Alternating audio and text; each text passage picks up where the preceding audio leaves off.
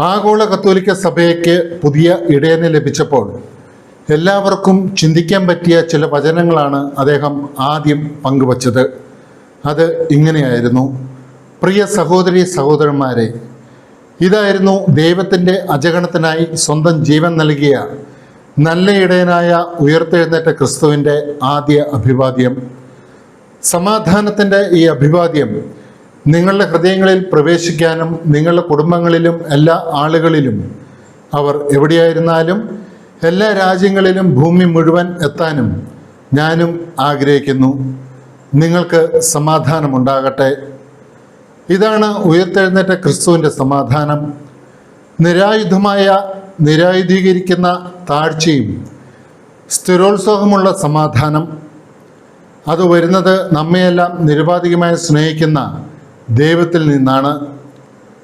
Easter പ്രഭാതത്തിൽ റോമായ്ക്കും ലോകത്തിനും ആശീർവാദം നൽകിയ ഫ്രാൻസിസ് പാപ്പായുടെ ദുർബലവും എന്നാൽ സുധീരവുമായ ആ ശബ്ദം ഇപ്പോഴും നമ്മുടെ ചെവികളിൽ മുഴങ്ങുന്നുണ്ട്. അതേ അനുഗ്രഹം തുടരാൻ എന്നെ അനുവദിക്കുക. ദൈവം നമ്മളെ എല്ലാവരെയും സ്നേഹിക്കുന്നു. തിന്മ ബലപ്പെടില്ല. നാം എല്ലാവരും ദൈവത്തിൻ്റെ കൈകളിലാണ്. അതിനാൽ ഭയമില്ലാതെ ദൈവവുമായും പരസ്പരവും കൈകോർത്ത് നമുക്ക് മുന്നോട്ട് പോകാം. നമ്മളെല്ലാവരും ക്രിസ്തുവിൻ്റെ ശിഷ്യരാണ്. ക്രിസ്തു നമുക്ക് മുമ്പേ ഉണ്ട്. ലോകത്തിന് അവിടുത്തെ പ്രകാശം ആവശ്യമാണ്. ദൈവത്തിനും അവിടുത്തെ സ്നേഹത്തിനും എത്തിച്ചേരാനുള്ള ഒരു പാലമായി ക്രിസ്തുവിനെ മനുഷ്യരാശിക്ക് ആവശ്യമുണ്ട്. സംഭാഷണത്തിലൂടെയും കണ്ടുമുട്ടലുകളിലൂടെയും പാലം പണിയുന്നവരാകുവാൻ നിങ്ങൾ ഞങ്ങളെയും പരസ്പരവും സഹായിക്കുക.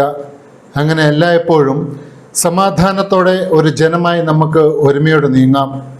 ഫ്രാൻസിസ് മാർപ്പാപ്പയ്ക്ക് നന്ദി.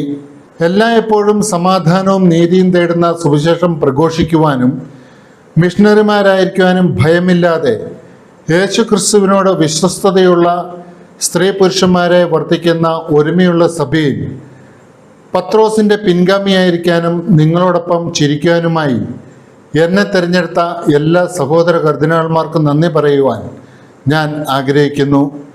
നിങ്ങളോടൊപ്പം ഞാൻ ഒരു ക്രിസ്ത്യാനിയും നിങ്ങൾക്ക് വേണ്ടി ഒരു മെത്രാനുമാണ് എന്ന് പറഞ്ഞ വിശുദ്ധ അഗസ്റ്റിൻ്റെ മകനാണ് ഞാൻ. ഈ അർത്ഥത്തിൽ നമുക്കെല്ലാവർക്കും ഒരുമിച്ച് ദൈവം നമുക്കായി ഒരുക്കി വച്ചിട്ടുള്ള മാതൃരാജ്യത്തേക്ക് പ്രയാണം ചെയ്യാം. റോമായിലെ സഭയ്ക്ക് ഒരു പ്രത്യേക അഭിവാദ്യം.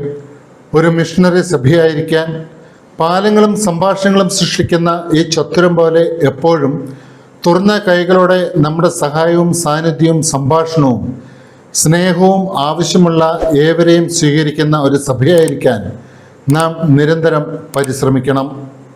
ഇതായിരുന്നു പുതിയ മാർപ്പാപ്പയുടെ ആദ്യ സന്ദേശം.